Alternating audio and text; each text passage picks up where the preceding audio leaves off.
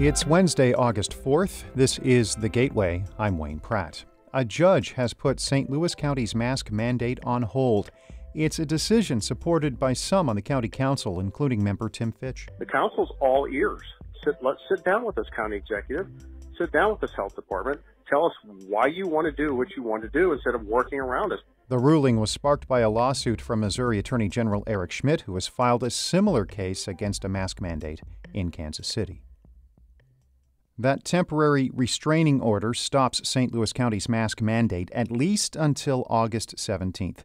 St. Louis Public Radio's Chad Davis reports on yesterday's ruling by a circuit court judge. It comes a week after County Executive Sam Page joined the city in issuing a mask mandate following a rise in coronavirus cases.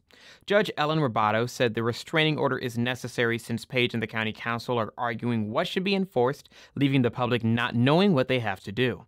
Attorney General Eric Schmidt says the mandate breaks a new state law restricting local leaders from issuing public health orders for businesses. The county council also voted 5-2 to strike the order down. Schmidt called the ruling a victory. Page says in a tweet that he's disappointed in the judge's decision and recommends people follow the CDC's guidelines to wear masks in public places. I'm Chad Davis, St. Louis Public Radio. With the renewed restriction tied up in court, a St. Louis County Council member wants another vote on a mask mandate. Lisa Clancy has introduced legislation that would require county residents to wear masks indoors. Clancy's legislation could have an uphill battle as 2 Democrats joined with the council's 3 Republicans last week to strike down the mandate. But Clancy says she has received an overwhelming amount of support from the public for such a move. Missouri Congresswoman Cori Bush says the Centers for Disease Control and Prevention's decision to extend an eviction moratorium is a win for people who are months behind on rent. The federal extension runs through October 3rd for counties with high coronavirus transmission levels. Bush and other housing advocates spent time on the House steps in Washington for several days, urging President Joe Biden to extend the ban. It's our work as humans to end human suffering and then to fight against any place where we see the possible perpetuation of it. Bush says officials throughout the country need to release $46 billion in federal aid to help people pay their bills. Governor Mike Parson has pardoned a St. Louis couple who gained national attention for pointing guns at protesters. Parson has pardoned Mark and Patricia McCloskey. The 2 attorneys pleaded guilty this year to misdemeanors in connection with an incident last summer where they pointed guns at demonstrators walking by their Central West End house. Republicans throughout the country rallied around the couple's cause. McCloskey detractors have pushed back against the idea that they were acting in self-defense, saying instead they overreacted to people who were not posing any threat. Mark McCloskey announced earlier this year that he is running for the U.S. Senate as a Republican. A new documentary called Ferguson Rises will be screened this weekend, just ahead of the anniversary of Michael Brown Jr.'s death on Monday.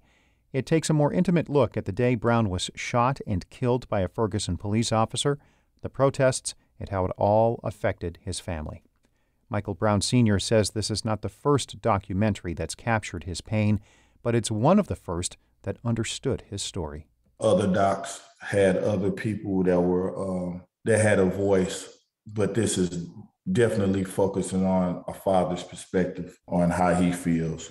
The private screening will be at the Emerson Performance Center at Harris Stowe State University on Saturday. It's one of several events planned this weekend by the Michael Brown Chosen for Change Foundation.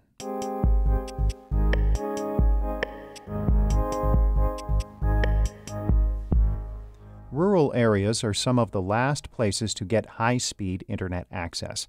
They were also the last areas to receive electricity decades ago.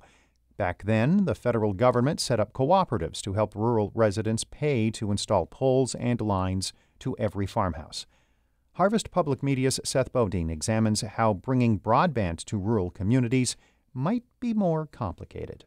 In Okemah, Oklahoma, Wi-Fi hotspots are in demand.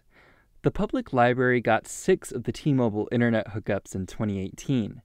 The waitlist was months long before they eventually got more. It was a constant battle to get people off that waiting list, and we don't have that problem now because we have so many. She says logging onto the web is important for the town of 3,000.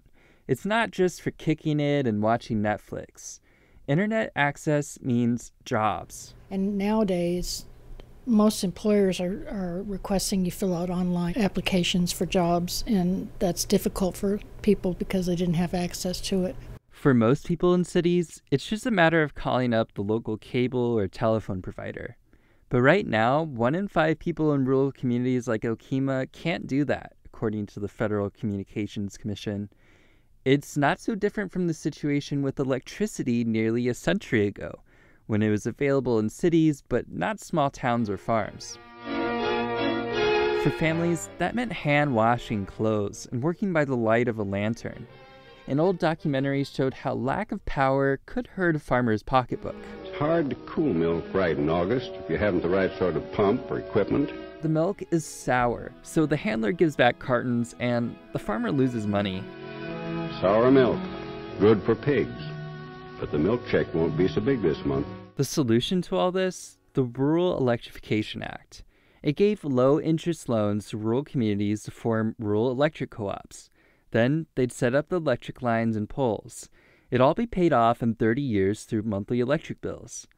Rural broadband faces the same basic challenge as electricity.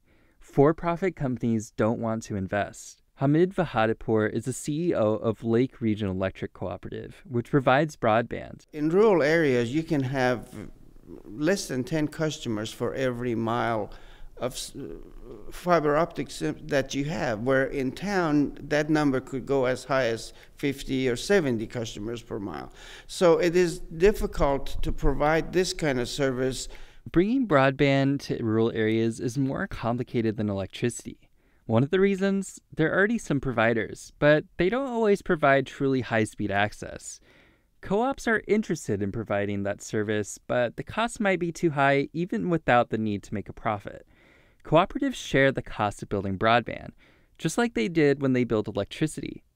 Chris Myers is the general manager of the Oklahoma Association of Rural Electric Cooperatives. He says the bills might be too high for smaller co-ops. That cost might be $500 a month. Well, I don't know that people can afford that, and that's just a number. But just to break even, the cost would be so high that it'd be a problem. About $4 billion a year have gone out to telephone companies to get them to expand broadband. Tom Wheeler, the former chair of the FCC, says it didn't work. It wasn't working because we still have this huge swath of rural America that doesn't have access to broadband.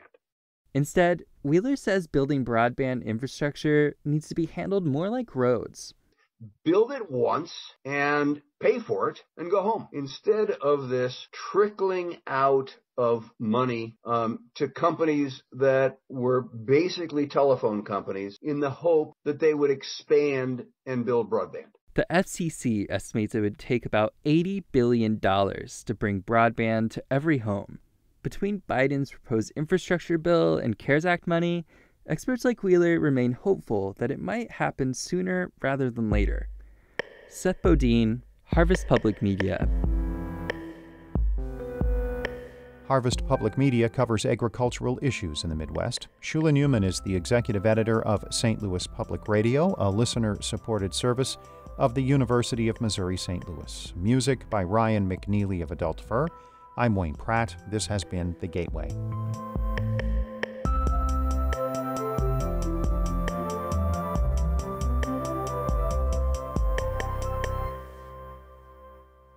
Support comes from the Missouri Forest Products Association, saluting Earth Day on April 22nd with an ongoing commitment to help offset carbon emissions with sustainable harvesting of Missouri forests. Details at choosewood.com.